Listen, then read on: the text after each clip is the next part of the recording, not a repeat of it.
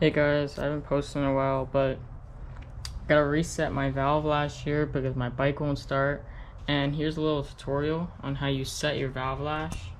So you have to take a feeler gauge, set it to 3 thousandths, and then check it with 4 thousandths to make sure that the 4,000 doesn't fit.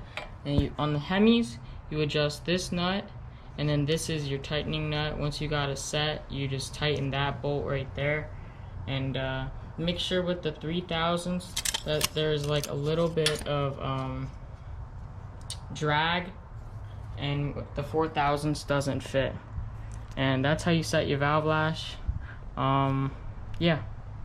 Another thing when setting your valve lash is make sure there's like a little bit of wiggle here.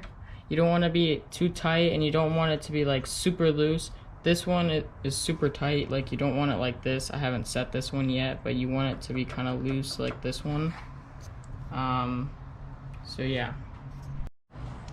Another important thing when setting your valve lash is to make sure that you're at top to center, and then you want to go a little bit past the compression release, and you'll see this valve come up just a hair, and you'll feel it when you pull the motor over, and right when it feels different, that's the compression release, and that's when you want to set your valves, or it just won't work at all.